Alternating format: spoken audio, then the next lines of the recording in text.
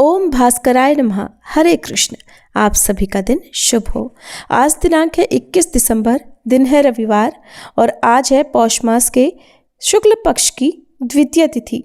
आज द्वितीय तिथि सुबह 9:11 से प्रारंभ होगी, जो कि अगले दिन सुबह 10:51 पर समाप्त होगी। और आज ब्रह्म मुहूर्त सुबह 5:32 से 6:20 तक रहेगा।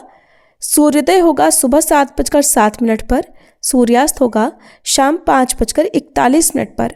और आज राहु काल शाम 4:30 से 6 बजे तक रहेगा। आज आप सुनेंगे पौष मास महात्म्य में आगे की कथा। और अगर आपको ये कथा अच्छी लगे तो कमेंट करके जरूर बताइएगा। सबसे पहले सुनिए सीता नितनेम की कहानी। इस कहानी को सीता माता कहती थी और प्रभु श्री राम सुना करते थे। एक दिन श्री राम भगवान को किसी काम के लिए बाहर जाना पड़ा, तो सीता माता कहने लगी कि भगवान, मेरा तो 12 वर्ष का नितनेम है, अब आप बाहर जाएंगे तो मैं अपनी कहानी किसे सुनाऊंगी। तब श्री राम ने कहा कि सीते, आप कुएं की पाल पर जाकर बैठ जाना और वहाँ पर जो भी औरतें पानी भरने आएंगी उन्हें अपनी कहानी सुना दिया करना। सीता माता कुएं की पाल पर जाकर बैठ गई। तभी एक स्त्री आई। उसने रेशम की जरी की साड़ी पहन रखी थी और सोने का घड़ा ले रखा था। सीता माता उसे देखकर कहने लगी, बहन, मेरा 12 वर्ष का नितनेम सुन लो। पर वह स्त्री बोली कि मैं तुम्हारा नितनेम सुनूंगी तो मुझे तो घर जाने में देर हो जाएगी और मेरी सास मुझसे झगड़ा करेगी। इसलिए उसने कहानी नहीं सुनी और अपने घर चली गई। लेकिन उसके घर जाते ही उसकी रेशम जरी की साड़ी फट गई। सोने का घड़ा मिट्टी के घड़े में बदल गया। सासू ने देखा तो पूछा, अरे बहू, ये किसका दोष अपने सिर लेकर आ गई है। बहू बोली, माँ जी, कुएं पर एक औरत बैठी थी। उसने अपनी कहानी सुनने के लिए कहा, लेकिन मैंने नहीं सुनी। शायद उसी का ये फल मुझे मिला है। बहू की बात सुनकर अगले दिन वही साड़ी और वही घड़ा लेकर सास कुएं की पाल पर गई। सास को वहीं पर सीता माता बैठी मिली तो माता सीता ने कहा, बहन, मेरी कहानी सुन लीजिए। सासू बोली, एक बार छोड़, मैं तो 4 बार कहानी सुन लूंगी। तब सीता माता बोली, राम आए लक्ष्मण आए, देश के पुजारी आए, नित नेम का नेम लाए, आओ राम बैठो राम, तपी रसोई जीमो राम, माखन मिश्री खाओ राम, दूध पताशा पियो राम, सूत के पलका मोठो राम, शाल दुशाला पोठो राम, शाल दुशाला ओढ़ो राम, जब बोलूं राम ही राम, राम सवारे सबके काम, खाली घर भंडार भरेंगे, सबका बेड़ा पार करेंगे। श्री राम जय जय राम। सासू बोली, बहन, कहानी तो बहुत अच्छी लगी। फिर कहानी सुनकर सासू घर चली गई और उसकी साड़ी फिर से रेशम जरी की बन गई। मिट्टी का घड़ा भी फिर वापस से सोने के घड़े में बदल गया। बहू ने देखा तो कहने लगी, सासू माँ, आपने ये सब कैसे किया। सासू बोली, बहू, तू दोष लगा कर आई थी और मैं अब दोष उतार कर आ रही हूँ। बहू ने पूछा कि माँ जी, वह कुएं वाली स्त्री कौन है। सासू ने बताया कि वह तो सीता माता थी। वो पुराने से नया कर देती हैं, खाली घर में भंडार भर देती हैं। वह लक्ष्मी जी का वास घर में कर देती हैं और मनुष्य की जो भी इच्छा हो उसे पूर्ण कर देती हैं। बहू बोली, माँ जी, फिर तो ऐसी कहानी मुझे भी सुना दो। सास बोली कि ठीक है, तुम भी सुनो। फिर सास ने कहानी शुरू की। राम आए लक्ष्मण आए, देश के पुजारी आए, नित नेम का नेम लाए, आओ राम बैठो राम, तपी रसोई जीमो राम, माखन मिश्री खाओ राम, दूध बताशा पियो राम, सूत के पलका मोठो राम, शाल दुशाला पोठो राम, शाल दुशाला ओढ़ो राम, जब बोलूं राम ही राम, राम सवारे सबके काम, खाली घर भंडार भरेंगे, सबका बेड़ा पार करेंगे, बोलो श्री राम जय जय राम। कहानी सुनकर बहू बोली, माँ जी, कहानी तो बहुत अच्छी है। सासू ने कहा, ठीक है, अब से हम इस कहानी को रोज किया करेंगे। अब सास बहू रोज सवेरे उठती, नहाती धोती और पूजा करने के बाद नित्य-नेम की सीता माता की कहानी कहती। एक दिन की बात है, उनके यहाँ पड़ोस की एक औरत आई और बोली कि बहन जरा सी आँच तो देना। तो बहू बोली कि आँच तो अभी हमने जलाई ही नहीं। पड़ोसन बोली तो फिर तुम सुबह 4 बजे से उठकर क्या कर रही हो? तो उन्होंने कहा कि हम तो सुबह सुबह उठकर पूजा करते हैं, फिर सीता माता की नित्य-नेम की कहानी कहते हैं। पड़ोसन ने उनकी बात सुनकर फिर कहा कि सीता माता की कहानी कहने से तुम्हें क्या मिला?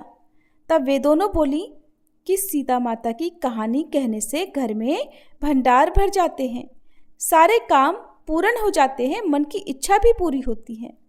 पड़ोसन ने कहा बहन अगर ऐसा है तब तो फिर मुझे भी कहानी सुना दो। तब बहू बोली कि ठीक है, तुम भी ये कहानी सुन लो।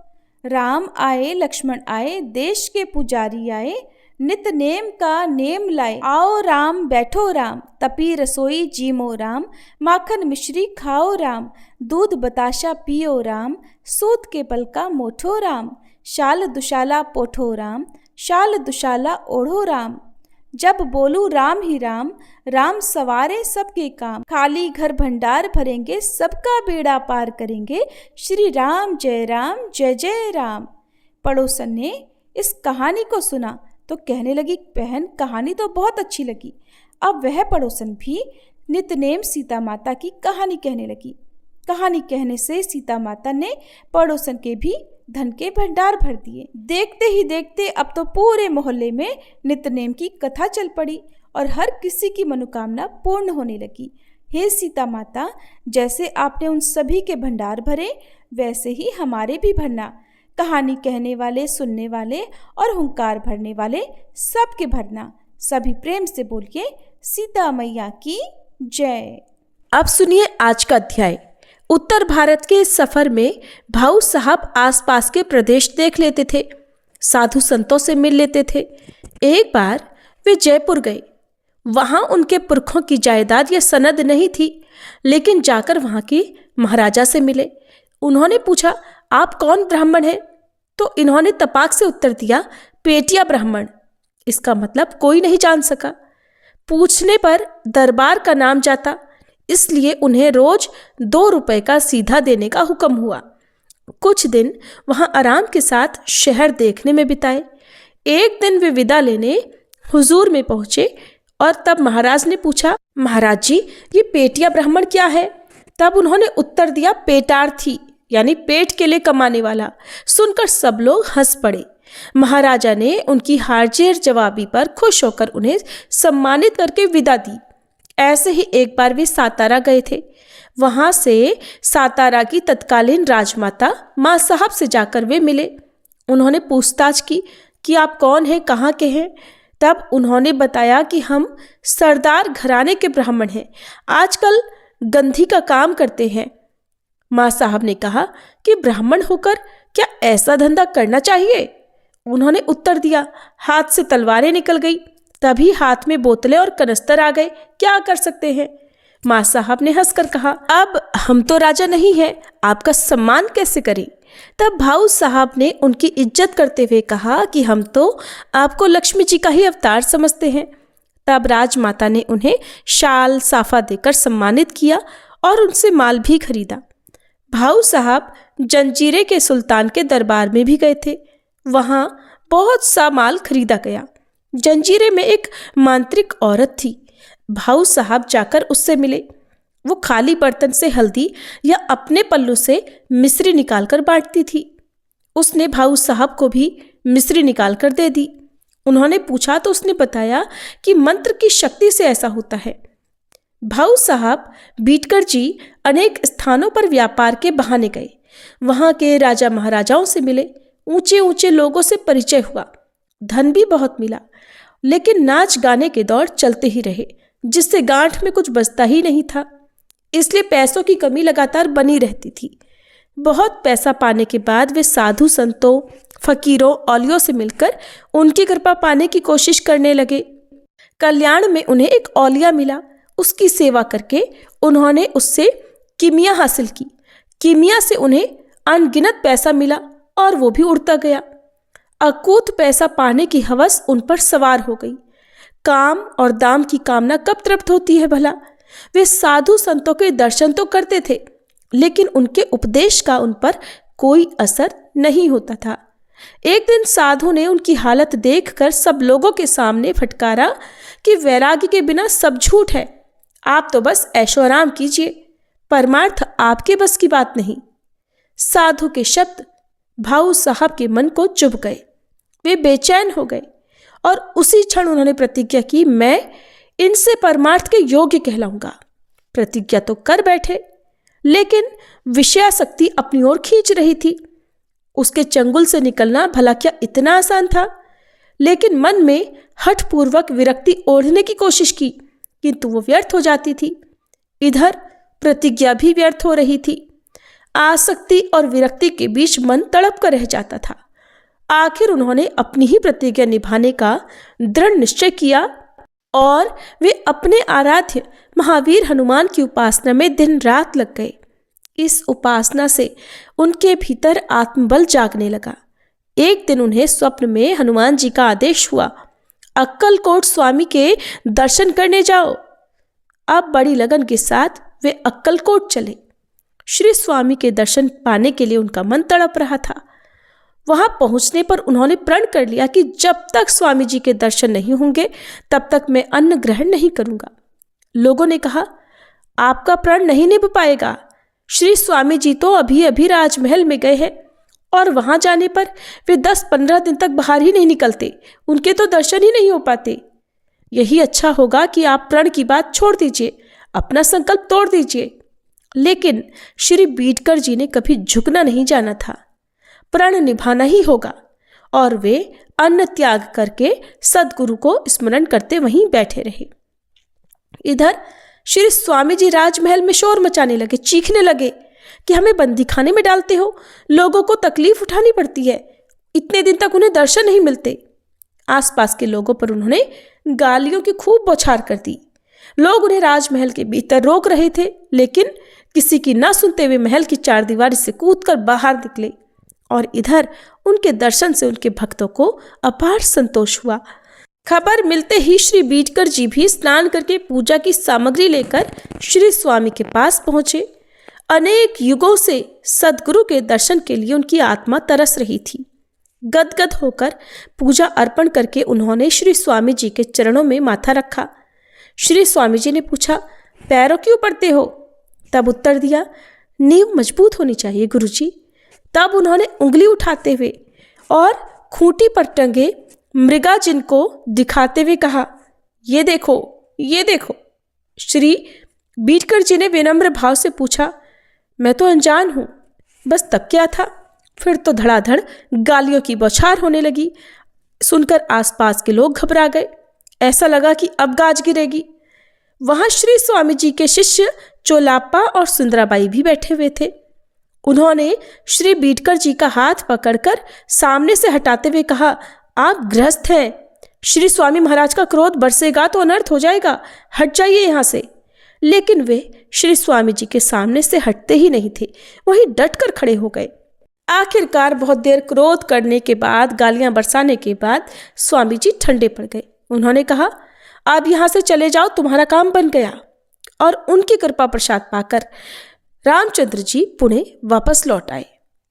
सद्गुरु समर्थ स्वामी जी ने निशाना साध कर बाण मारा था। अब श्री रामा भाऊ गंधी या फिर श्री रामचंद्र बीडकर अपने आप में नहीं रहे। वे गुरु भक्ति के कारण पगला गए। उनकी वाणी मौन हो गई। अब कान सांसारिक बातें सुनने योग्य नहीं रहे। उनके कान अब दुनिया की बातें सुनने के लिए नहीं बने थे। इधर उधर भटकने वाले पैर मानो हमेशा के लिए रुक गए। जबान पर श्री सद्गुरु राई माई का जप निरंतर चलने लगा। 1 साल जप में डूबे रहने पर माघी पूर्णिमा के दिन सद्गुरु के दर्शन के लिए वे अक्कलकोट पहुंचे। उन्हें देखने पर श्री स्वामी जी ने कहा, आम गदरा गया है, पकेगा तो काम पूरा होगा। सद्गुरु से आज्ञा पाकर वे लौट गए और गुरु स्मरण में खो गए।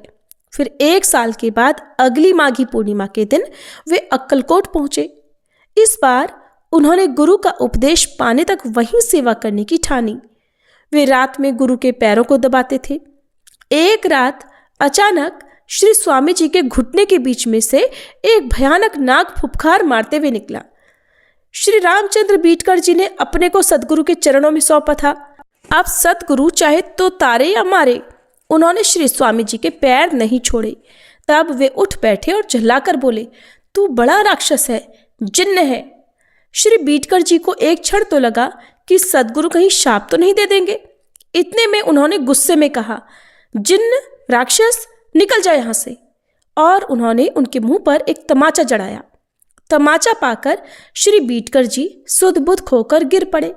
फिर किसी ने उन्हें अलग कमरे में ले जाकर सुला दिया।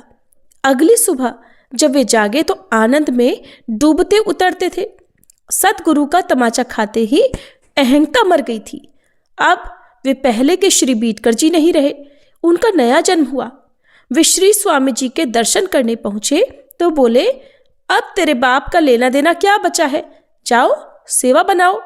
श्री स्वामी जी ने सहस्त्र भोजन का आयोजन करने की आज्ञा दे दी। अब गुरु की सहस्त्र भोजन की आज्ञा कैसे पूरी हो? गांठ में इतने पैसे नहीं थे। वे साथ में इत्र तो लाए थे, लेकिन अक्कलकोट रोड स्टेशन से घोड़े पर सवार होकर आ रहे थे कि बीच रास्ते में घोड़ा बिदक गया था और इत्र का संदूक नीचे गिरकर सारी शीशियां टूट गई, सारा इत्र बिखर गया। अब क्या करें? उन्होंने अक्कलकोट के राजा के दीवान साहब की पहचान पर एक व्यापारी से माल उधार लिया और सहस्त्र भोजन कराया। सबको 4-4 आने की दक्षिणा भी दी। श्री स्वामी महाराज जी ने कहा, हमें भोजन तो खिलाया, दक्षिणा नहीं दी। बच्चा दक्षिणा देगा, बहुत देगा। श्री बीटकर महाराज ने सोचा कि श्री स्वामी जी दक्षिणा में बहुत बड़ी रकम मांगेंगे। कोई बात नहीं, उन्होंने कहा, आपकी आज्ञा सिर आंखों पर। लेकिन श्री स्वामी जी ने नहीं माना। वे बोले, अब झूठ क्यों बोलते हो? तुमसे दक्षिणा नहीं दी जाएगी, वचन दे दो। श्री बीटकर महाराज ने उनके हाथ पर हाथ रखकर 3 बार वचन दिया। तब श्री स्वामी समर्थ महाराज ने कहा, तुम जो जड़ी बूटियों की किमिया यानी सोना बनाने की कला करते हो वो आज से बंद, आज से आगे नहीं करोगे। यही हमारी गुरु दक्षिणा होगी।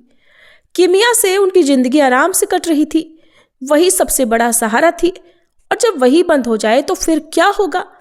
दूसरा कोई होता तो सुनकर हिचकिचा जाता, लेकिन श्री बीटकर महाराज जी की गुरु निष्ठा अटल थी। उन्होंने बिना सोचे विचारे कह दिया, आपकी आज्ञा सिर आंखों पर। उन्होंने आगे कहा, मैं खुद नहीं करूंगा, अपने शिष्य को इसके लिए तैयार करूंगा। श्री स्वामी जी ने कह दिया, बन सके तो बना दो। श्री बीटकर महाराज ने कहा, मैं परमार्थ विद्या भी दूसरों को बताऊंगा। श्री स्वामी जी ने कहा, रामिया, भूखे को खिलाओ, नहीं तो अन्न का सत्यानाश ही होगा। इस पर श्री बीटकर महाराज ने कहा, भूखे को कोई भी खिला लेगा। अनुग्रह तो पूरा हो गया था, अब अक्कलकोट में उधार से निपटना था। किमिया को गुरु चरणों में अर्पण किया गया, पैसा भला कहाँ से आए? संयोग था कि राजमहल में अष्टगंध की जरूरत थी। श्री स्वामी जी जब राजमहल में जाते तब उनके शरीर पर अष्टगंधादि मलकर उन्हें स्नान कराया जाता, लेकिन वही खत्म हो गया था। दीवान ने राज साहब को श्री बीटकर महाराज का नाम सुझाया। उनसे पूछा तो उन्होंने कहा, कस्तूरी नहीं है, वो मिल जाए तो बना दूंगा। अब कस्तूरी का इंतजाम कर दिया गया। तब श्री बीटकर महाराज ने टूटी फूटी शीशियों में से रुई के फाहे के सहारे बचे हुए इत्र की बूंदें निकालकर उनको मिलाया और ऐसा बढ़िया अष्टगंध बनाया कि राजा साहब को बहुत पसंद आया। मन चाहे दाम मिल गए, उधार चुका करके राह खर्च भी निकल आया। गुरु के चरणों में अपने को सौंपने पर वही सब कुछ निभा लेता है तो फिक्र भला कहाँ। श्री स्वामी समर्थ जी की कृपा के बाद श्री बीटकर महाराज पुणे लौट गए। सतगुरु स्मरण के सिवा उन्हें चैन नहीं आता था। अब उन्हें संसार के प्रति उदासीनता हो गई थी, आसक्ति छूट गई थी, मन में विरक्ति छा गई थी। इसी बीच उनकी माता जी का स्वर्गवास हुआ। लापता भाई की भी मृत्यु की खबर मिली। बहनें गुजर चुकी थी। ममता के बंधन एक एक करके टूट रहे थे, लेकिन अभी कुछ कर्तव्य निभाने थे। ग्वालियर वाली औरत से आखिरी सांस तक निभाने का वादा जो किया था, लेकिन भगवान ने श्री महाराज को इस धर्म संकट से भी मुक्त कर दिया।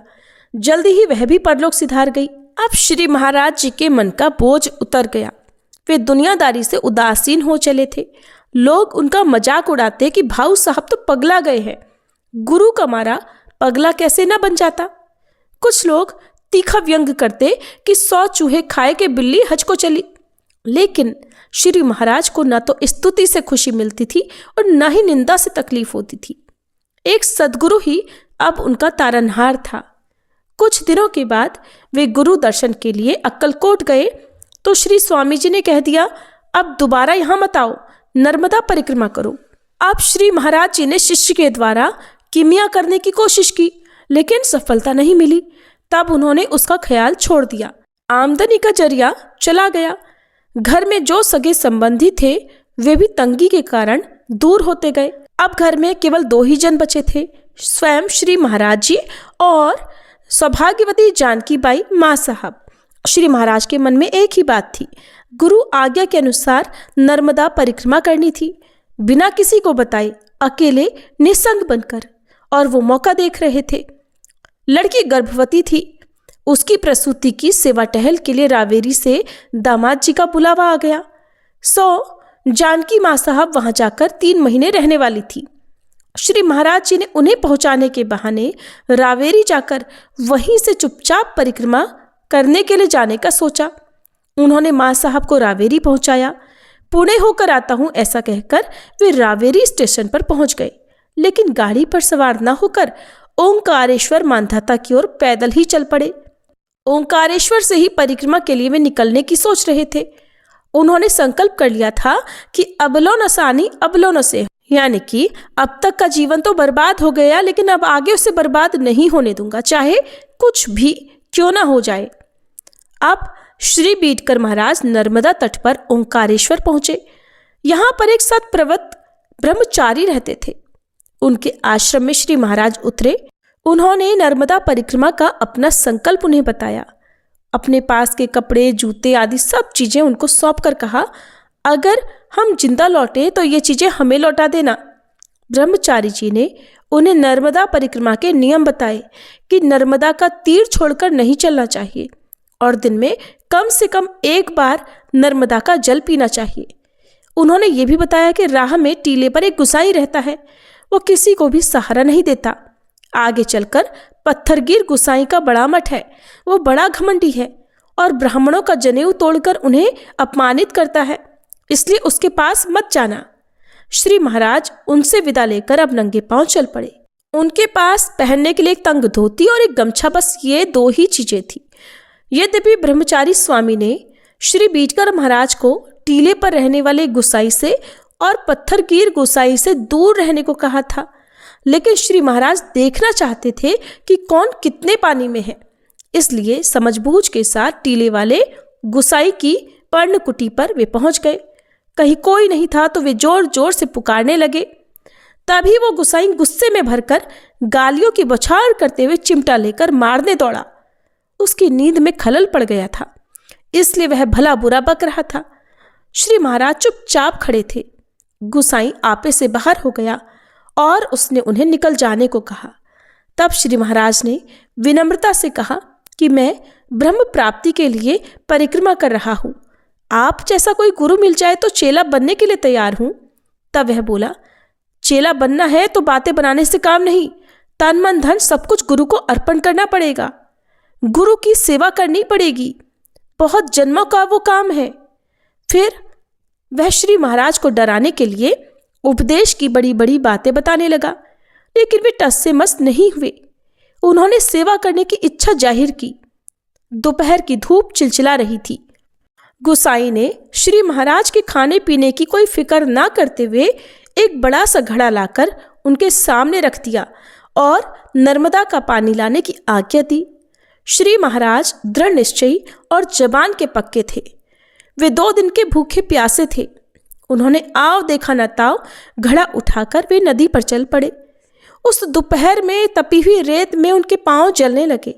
दौड़कर वे पानी के पास पहुंचे और उसमें कूद पड़े। नहाकर पानी पी लिया। वे तरोताजा हो गए। फिर पानी भरकर घड़ा कंधे पर रखा। लौटने लगे तो पैर रेत में फंस रहे थे और जल रहे थे, लेकिन सद्गुरु का स्मरण करते हुए वे जैसे तैसे तेजी से लौटने लगे। उन्हें कमजोरी और जलन के कारण चक्कर आ गया और घड़ा नीचे गिरकर टूट गया।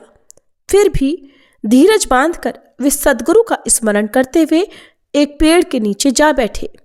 इधर उस गुसाई की नित्य पूजा में जो गोपाल कृष्ण की मूर्ति थी वह कांपने लगी। उसे देखकर गुसाई घबरा गया। मूर्ति में से आवाज निकली, मुझे पानी लाने को कहते हो क्या?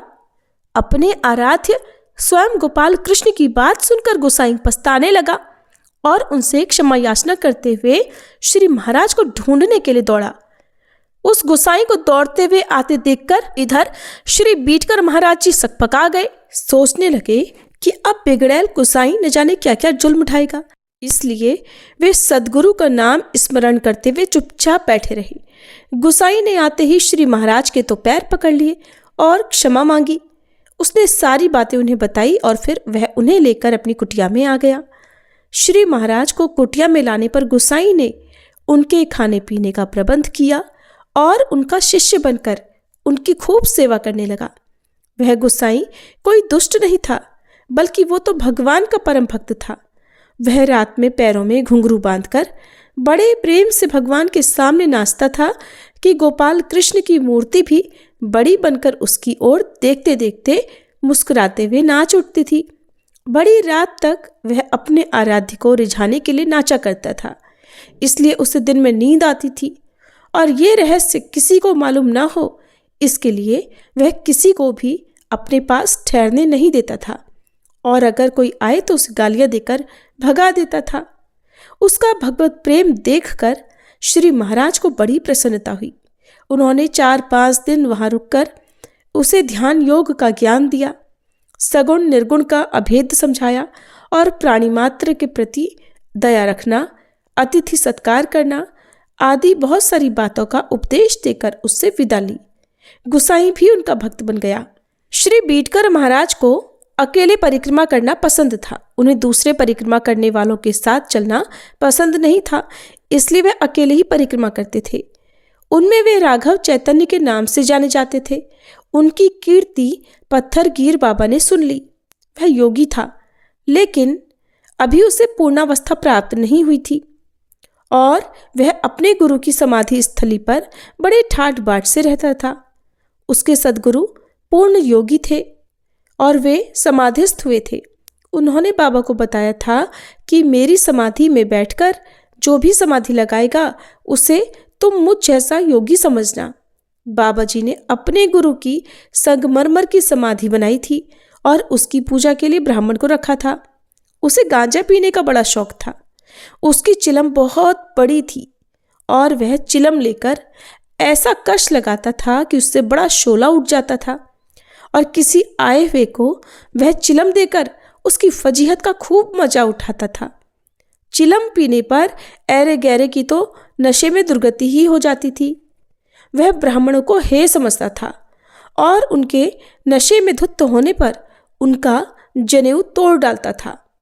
श्री महाराज के आने पर बाबा ने उनकी भी फजीहत करने की ठानी और शिष्य से चिलम बनाकर उनके हाथ में थमा दी। श्री महाराज यात्रा के कारण कमजोर पड़ गए थे, लेकिन उन्होंने बिना डगमगाए, बिना हिचकिचाहट के वह बड़ी चिलम उठा ली और अपने सदगुरु का स्मरण करते हुए एक जोरदार कश लगाया तो चिलम में से उससे भी बड़ा शोला उठा। ये देखकर बाबा ने उससे शाबाशी दी और उन्हें अपने झूले पर बिठा लिया, खूब आदर दिया। श्री महाराज ने 2-4 दिन वहां रहकर देखा कि पत्थरगीर बाबा मठ शिष्य ऐशो आराम और अहंकार के मायाजाल में डूब गया है, योगी होते हुए भी भोगी बन गया है। उन्होंने उसके गुरु के समाधि मंदिर में खुद समाधि लगाने की सोची। उन्होंने ब्राह्मण पुजारी को बता दिया, लेकिन बाबा के डर से वह घबरा गया। श्री महाराज ने समझा बुझाकर समाधि के स्थान में प्रवेश किया और वे समाधि लगाकर बैठ गए। किसी को पता नहीं चल पाया। श्री महाराज के दिखाई न देने से इधर पत्थरगीर बाबा बेचैन हो गया। श्री महाराज के साथ खाने पीने और चिलम पीने में उसे बड़ा मजा आता था। दूसरे दिन बाबा के सपने में आकर श्री महाराज ने कहा, मैं समाधि मंदिर में समाधि लगाकर बैठा हूँ। बाबा जी ने समाधि मंदिर का द्वार खोलकर देखा तो श्री महाराज समाधि में लीन थे। उन्हें देखकर बाबा को परमानंद हुआ। उनके गुरु ने कहा था कि मेरी समाधि में जो भी समाधि लगाकर बैठेगा उसे तुम मुझ जैसा ही समझो। अब तो बाबा जी को स्वयं अपने सद्गुरु को पाने का आनंद हुआ। उसका सारा अहंकार गल गया और वह उनके चरणों में लौट गया। फिर बाबा जी ने बड़े आदर से श्री महाराज को अपने यहाँ रख लिया।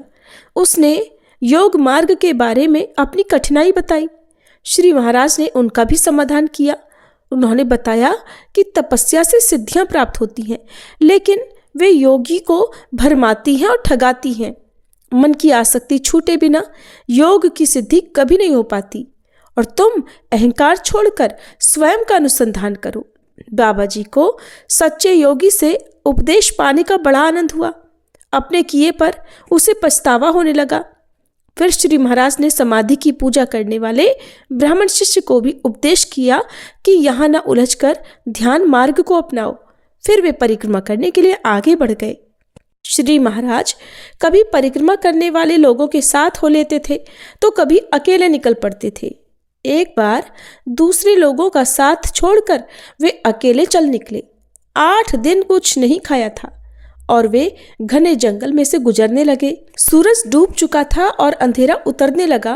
तब उन्हें एहसास हुआ कि सामने की कगार तो टूटी हुई है और कोई 40 फीट नीचे एक छोटी सी नदी आकर नर्मदा में मिल रही है। इधर उधर देखा तो घनी झाड़ियां थी। आगे या पीछे जाने का कोई रास्ता नहीं था और डरावना अंधेरा गहरा रहा था। कोई चारा नहीं बचा था। रात के अंधेरे में खूंखार दरिंदे बाहर निकलेंगे, कहीं उनका शिकार बनना तो नहीं पड़ेगा। सतगुरु का स्मरण करके श्री महाराज ने वहां एक बड़े पत्थर को साफ किया। अचानक सफाई करते समय लोहे का एक बड़ा टुकड़ा मिल गया। इसे सतगुरु की कृपा समझकर उन्होंने उसे हाथ में उठा लिया। उस टुकड़े को पत्थर पर घिसकर साफ किया और चकमक के सहारे चिंगारी निकालकर आग जलाई। गर्माहट पाकर कुछ अच्छा लगा। उसी धूनी के पास बैठकर वे ध्यान में डूब गए। आधी रात में जब सुधी आई तो लगा कि धूनी के उस पार कोई बैठा हुआ है। घास फूस डालकर आग सुलगाई तो देखा कि सामने तो एक बड़ा कद्दावर शेर बैठा हुआ था। नजर आते ही श्री महाराज को तो काटो तो खून नहीं। उन्होंने एक क्षण में अपने आप को संभाला। बिना डगमगाए पवन स्थिर करके वे उसकी पीठ पर नजर गड़ाए रहे। इतने में ही शेर ने मुंह मोड़ लिया। रात के उस अंधेरे में उसकी दहाड़ सुनकर घबरा गए, लेकिन हठपूर्वक उन्होंने अपनी नजर उसकी आंखों में गड़ाई। तब वह बिदक गया और गर्जना करते हुए पूंछ पटक कर घूमने लगा। कभी लगता था कि अब वह श्री महाराज पर टूट पड़ेगा। आखिरकार वह दहाड़ते हुए और धूनी पर छलांग लगाते हुए आंखों से ओझल हो गया। सद्गुरु की दया देखकर उनकी आंखों से आंसू उमड़ पड़े। भूख प्यास भी लगी हुई थी, लेकिन कोई सहारा नहीं था। सद्गुरु का चिंतन करते हुए न जाने उन्हें कब नींद आ गई। सुबह जब आंख खुली तब थोड़ा राहत महसूस हो रही थी, ताजगी लग रही थी। उन्होंने आसपास देखा तो टूटी हुई कगार थी। उन्हें बहुत जोर से प्यास लगी हुई थी। कगार के नीचे रेत थी। सद्गुरु का स्मरण करके वे उस रेत में कूद पड़े। मुलायम रेत होने के कारण उन्हें कोई चोट नहीं आई। फिर उन्होंने जी भर कर पानी पिया। वहां ऊपर कैसे पहुंचे? आखिर वे नदी किनारे किनारे चलने लगे। झाड़ियां पार करने के बाद उन्होंने देखा कि रेत में तो दोगुने आकार के लंबे चौड़े पैरों के निशान उभरे थे। लगा कि पास में कोई आदमी रहता है और उन्हीं पदचिन्हों की थाह लेते लेते उन्हीं का पीछा करते करते वे आगे बढ़े तो पाया कि एक गुफा के सामने वे पहुंच गए हैं। गुफा बड़ी संकरी थी और उसमें अंधेरा छाया हुआ था। हिम्मत बांधकर वे उसमें बढ़ते गए। कुछ दूरी पर रोशनी दिखाई दी और वे खुली जगह में पहुंच गए। वहां पर अच्छी पगडंडियां थी। आश्रम के द्वार पर वही रात वाला शेर आंखें मूंद कर बैठा हुआ था। अब उन्होंने एहसास किया कि ये तो सद्गुरु की ही लीला है। वे उसके चरणों में लौट गए तो देखा कि स्वयं सद्गुरु श्री स्वामी समर्थ ही वहां विराजमान है। वे उनके चरणों से लिपट गए और आनंदाश्रुओं से सद्गुरु के पांव पखारने लगे। श्री स्वामी समर्थ ने उनकी पीठ थपथपाते हुए कहा कि बेटे, डरने की कोई बात नहीं, और वे तिरोधान हो गए। सद्गुरु के दर्शन से अब वे निश्चिंत हो गए और आगे बढ़ गए। दूर तक फैली घनी झाड़ियां, फूलों से लदे पेड़, लताएं और कगार के पत्थरों से रिसने वाले सोते देखकर श्री महाराज फूले नहीं समाये। उन्होंने चारों ओर ढूंढा तो कगार की एक छोटी सी गुफा में एक कद्दावर योगीराज ध्यानस्थ बैठे हुए थे। उन महान योगी के दर्शन होने पर श्री महाराज ने उनकी स्तुति करते हुए उन्हें साष्टांग प्रणाम किया। उन्हें देखकर योगीराज ने पूछा, तुम यहाँ क्यों और कैसे पहुंच गए? तब श्री महाराज ने कहा, आपकी प्रेरणा से ही आपके चरण चिन्हों की थाल लेते लेते वे यहाँ पहुंच गया। योगीराज सुनकर बड़े प्रसन्न हुए। उन्होंने श्री महाराज को ध्यान योग द्वारा अहम ब्रह्मासी के दृढ़ भाव को प्राप्त करने का उपदेश किया। श्री महाराज ने बताया कि शरीर के विकारों पर विजय पाने के लिए पहले मन को वश में करना चाहिए। योगीराज को संतोष हुआ। उन्होंने आश्रम के अहाते में लगा एक कंद श्री महाराज के हाथों बुनवाया। उसका छिलका उतारने पर उसमें हलवे जैसा जायकेदार गूदा निकला। उसे खाने पर फिर श्री महाराज को 8 दिन तक भूख नहीं सताई। योगीराज ने उन्हें 3-4 दिन अपने पास रख लिया। फिर कहा कि यहाँ तुम्हारी नर्मदा परिक्रमा पूरी हो गई, अब तुम लौट जाओ। उन्होंने श्री महाराज को आंखें मूंद लेने को कहा और एक क्षण में बड़े रास्ते पर लाकर छोड़ दिया। योगीराज से विदा लेकर वे आगे बढ़ गए। आगे चलकर साने स्वामी का मठ था और वे सन्यासी थे। वैद्य की बड़ी अच्छी जानकारी थी उन्हें। दूर दूर से लोग उनके पास आया करते थे। सुबह 6 बजे से लेकर 11 बजे तक दवाइयाँ देने का काम करते थे। तब फिर निवृत्त होकर बादाम खसखस को दूध में पीसकर उबटन बनाया जाता था। शिष्य उनके शरीर पर उबटन मलकर गर्म पानी से उन्हें नहलाते थे। तब वे अकेले में शालिग्राम जी की पूजा करते थे। पूजा के बाद कफनी और खड़ाऊं पहनकर 10 घरों से मधुकरी मांगकर लाते थे। लौटकर वह मधुकरी मठ की गायों को खिलाकर फिर भोजन करते थे। श्री महाराज भी वहां पहुंच गए। साने स्वामी एकांत में थे। शिष्यों के आग्रह पर श्री महाराज वहां रुके। भोजन करने के बाद स्वामी जी अपने बड़प्पन की बातें उन्हें बताते रहे। अपने योगी होने और दानी होने की बातें बखानते रहे। 2 दिन वहां रहने पर श्री महाराज ने जान लिया कि स्वामी जी तो देह के चौंचले कर रहे हैं। तीसरे दिन श्री महाराज को लेकर स्वामी जी नर्मदा किनारे चले गए। निवृत्त होने के बाद श्री महाराज ने नदी के दह में नहा लिया। स्वामी जी नदी में नहाने से कतराने लगे तो श्री महाराज जी कहने लगे, संन्यास लेकर गेरुए वस्त्र पहनने से कुछ नहीं बनता। मनोनिग्रह हो तो संन्यास की अपेक्षा गृहस्थ आश्रम भी अच्छा होता है। स्वामी जी ने नाराज होकर कहा, तुम्हें दह में कूदने को कहा जाए तो बोलती बंद हो जाएगी। सुनते ही श्री महाराज तो मगरमच्छ से भरे हुए 20-50 हाथ गहरे उस दह में कूद पड़े। देखकर स्वामी जी घबरा गए। अब तो ब्रह्मत्या का पाप सिर पर आएगा, इस विचार से वे बड़े चिंतित हो गए। श्री महाराज इधर बड़ी देर तक दह से बाहर नहीं निकले तो स्वामी जी शिष्यों को बुलाने मठ की ओर दौड़ पड़े। तब तक श्री महाराज पानी से बाहर निकल गए और ये देखकर स्वामी जी की आंखें खुल गईं। उन्होंने उनकी स्तुति करते हुए कहा, आप तो महान हैं। मेरी देह ममता छूटने के लिए ही भगवान ने आपको भेजा था। स्वामी जी ने सच्चे अर्थों में संन्यस्त रहने का दृढ़ निश्चय कर लिया। श्री महाराज वहां पर इस तरह 2 दिन और रहे। उसके बाद वहां से चल निकले। हरे कृष्ण। आज के अध्याय में बस इतना ही। इसके आगे का प्रसंग आप सभी कल के अध्याय में जरूर सुनिएगा और ये भी बताइएगा आज की ये कथा आपको कैसी लगी। एक बार एक लपसी था, एक तपसी था। तपसी हमेशा भगवान की तपस्या में लीन रहता था। लपसी रोजाना 1.25 सेर की लापसी बनाकर भगवान को भोग लगाकर जीम लेता था। एक दिन वे दोनों आपस में झगड़ा करने लगे।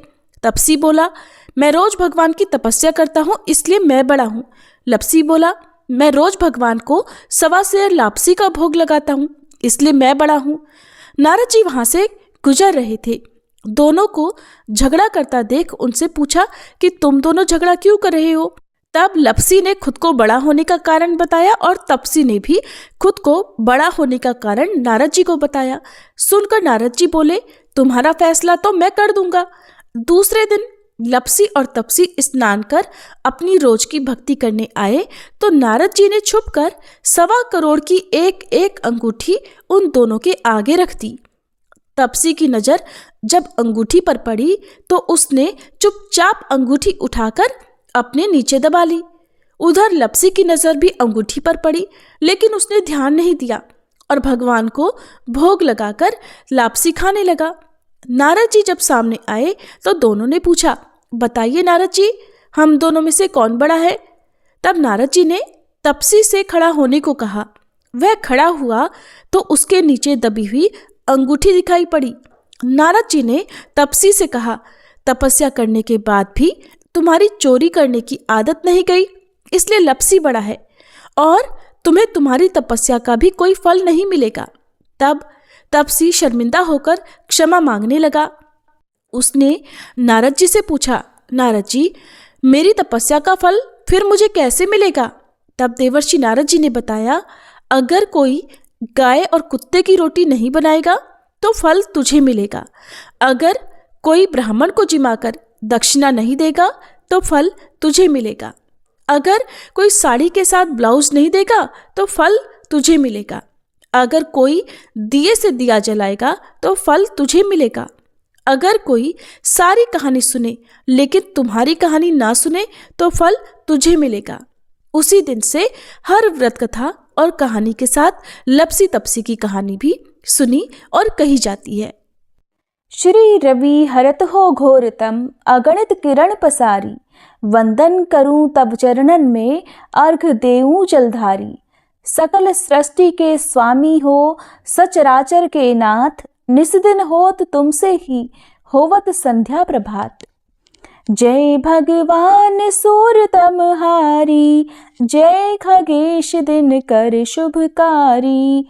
तुम हो सृष्टि के नेत्र स्वरूपा, त्रिगुणधारी त्रैवेद स्वरूपा। तुम ही करता पालक संहारक, भुवन चतुर्दश के संचालक। सुंदर बदन चतुर्भुजधारी, रश्मि रथी तुम गगन विहारी। चक्र शंख अरु श्वेत कमलधर, वर मुद्रा सोहत चोटे कर। शीश मुकुट कुंडल गलमाला, चारु तिलक तब भाल विशाला। सप्त अश्वरथ अति द्रुतगामी, अरुण साथी गति अविरामी। रक्त वरुण आभूषण धारक, अति प्रिय तोहे लाल पदारथ। सर्वात्मा कहे तुम्हें ऋग्वेदा, मित्र कहे तुमको सब वेदा। पंच देवों में पूजे जाते, मनोवांछित फल साधक पाते। द्वादश नाम जाप उद्धारक, रोग शोक अरु कष्ट निवारक। माँ कुंती तब ध्यान लगायो, दानवीर सूत कर्ण सो पायो। राजा युधिष्ठिर तब जस गायो, अक्षय पात्र वो वन में पायो। शस्त्र त्याग अर्जुन अकुरायो, बन आदित्य हृदय से पायो। विंध्याचल तब मार्ग में आयो, हाहाकार तिमिर से छायो। मुनि अगस्त गिरि गर्व मिटायो, निज तप बल से विंध्य नवायो। मुनि अगस्त तब महिमा गाई, सुमिर भये विजयी रघुराई। तोहे विरोग मधुर फल जाना, मुख में ली नहीं तोहे हनुमाना। तब नंदन शनिदेव कहावे, पवन के सूत शनि तीर मिटावे। यज्ञ व्रत स्तुति तुम्हारी कीन्ही, भेंट शुक्ल यजुर्वेद की दीन्ही। सूर्यमुखी खरितर तब रूपा, कृष्ण सुदर्शन भानु स्वरूपा। नमन तोहे ओंकार स्वरूपा, नमन आत्मा अरुकाल स्वरूपा। दिग दिगंत तब तेज प्रकाशे, उज्ज्वल रूप तुम्ही आकाशे। दश दिगपाल करत तब सुमिरन, अंजलि नित्य करत हैं अर्पण। त्रिविध ताप हरता तुम भगवन, ज्ञान ज्योति करता तुम भगवन। सफल बनावे तब आराधन, गायत्री जप सरल है साधन। संध्या त्रिकाल करत जो कोई, पावे कृपा सदा तब वोही। चित शांति सूर्यास्तक देव, व्याधि अपाधि सब हर लेवे। अष्टदल कमल यंत्र शुभकारी, पूजा उपासना तब सुखकारी। माघ मास शुद्ध सप्तमी पावन, आरंभ हो तब शुभ व्रत पालन। भानु सप्तमी मंगलकारी, भक्ति दायनी दोषणहारी। रविवासर जो तुमको ध्यावे, पुत्रादिक सुख वैभव पावे। पाप रूपी पर्वत के विनाशी, व्रज रूप तुम हो अविनाशी। राहु आन तब ग्रास बनावे, ग्रहण सूर्यता को लग जावे। धर्म दान तब करते हैं साधक, मिटत राहु तब पीड़ा बाधक। सूर्य देव तब कृपा कीजे, दीर्घ आयु बल बुद्धि दीजे। सूर्य उपासना कर नित ध्यावे, कुष्ठ रोग से मुक्ति पावे। दक्षिण दिशा तोरी गति जावे, दक्षिणायन वो ही कहलावे। उत्तर मार्गी तोरो रथ होवे, उत्तरायण तब वो कहलावे। मन और वचन कर्म हो पावन, संयम करता भलित आराधन। भरत दास चिंतन करत घर दिन कर तब ध्यान, रखियो कृपा इस भक्त पे तुम्हारी सूर्य भगवान। ओम जय सूर्य भगवान, जय हो दिनकर भगवान। जगत के नेत्र स्वरूपा, तुम हो त्रिगुण स्वरूपा।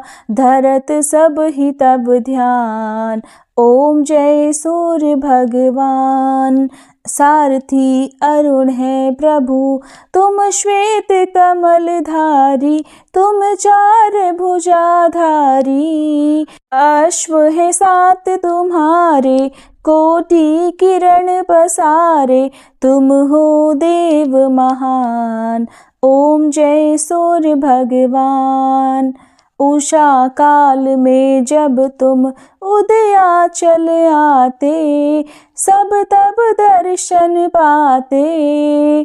फैलाते उजियारा, जागता तब जग सारा। करे सब तब गुणगान, ओम जय सूर्य भगवान। संध्या में भुवनेश्वर अस्ताचल जाते, गोधन तब घर आते। गोधूली बेला में हर घर हर आंगन में, हो तब महिमा गान। ओम जय सूर्य भगवान। देव दनुज नर नारी, ऋषि मुनिवर भजते। आदित्य हृदय जपते, स्तोत्र ये मंगलकारी। इसकी है रचना न्यारी, दे नव जीवन दान। ओम जय सूर्य भगवान। तुम हो त्रिकाल रचयिता, तुम जग के आधार। महिमा तब अपरंपार, प्राणों का सिंचन करके। भक्तों को अपने देते, बल बुद्धि और ज्ञान। ओम जय सूर्य भगवान। भूचर जलचर खेचर, सबके हो प्राण तुम्ही। सब जीवों के प्राण तुम्ही। वेद पुराण बखाने, धर्म सभी तुम्हें माने। तुम ही सर्वशक्तिमान, ओम जय सूर्य भगवान। पूजन करती दिशाएं पूजे दश दिक्पाल, तुम भुवनों के प्रतिपाल। ऋतुएं तुम्हारी दासी, तुम शाश्वत अविनाशी, शुभकारी अंशुमान। ओम जय सूर्य भगवान। ओम जय सूर्य भगवान। जय हो दिनकर भगवान। जगत के नेत्र स्वरूपा, तुम हो त्रिगुण स्वरूपा, धरत सब ही तब ध्यान। ओम जय सूर्य भगवान। ओम जय सूर्य भगवान। जय जय तुलसी भगवती सत्यवती सुखदानी। नमो नमो हरि प्रेसी श्री वृंदा गुण खानी। श्री हरिशीष विरजनी देहु अमर वर अम्ब। जनहित हे वृंदावनी अब न करहु विलंब। धन्य धन्य श्री तुलसी माता, महिमा अगम सदा श्रुति गाता। हरि के प्राणहु से तुम प्यारी, हरहि हेतु कीन्हो तप भारी। जब प्रसन्न है दर्शन दीन्हो, तब कर जोरी विनय उस कीन्हो। हे भगवंत कंत मम होहु, दीन जानि जानि छाड़हु छोहु। सुनि लक्ष्मी तुलसी की बानी, दीन हो श्राप कध पर आनी। उस अयोग्य वर मांगन हारी, हो बिटप तुम जड़ तनुधारी। सुनि तुलसी ही श्रव्यो तेहि ठामा, करहु वास तुहु नीचन धामा। दियो वचन हरि तब तत्काला, सुनहु सुमुखि जानि होहु बिहाला। समय पाई ब्योहरो पाति तोरा, पूजहि आस वचन सत मोरा। तब गोकुल मह गोप सुदामा, तासु भई तुलसी तू बामा। कृष्ण रास लीला के माही, राधे शक्यो प्रेम लखि नाही। दियो श्राप तुलसी तत्काला, नर लोक ही तुम जन्महु बाला। यो गोप वह दानव राजा, शंख चूर्ण नामक शिर ताजा। तुलसी भई दासु की नारी, परम सती गुण रूप अगारी। अस द्वै कल्प बीति जब गयहु, कल्प तृतीय जन्म तब भयहु। वृंदा नाम भयो तुलसी को, असुर जलंधर नाम पति को। कर अति द्वंद अतुल बल धामा, कीन्हा शंकर से संग्रामा।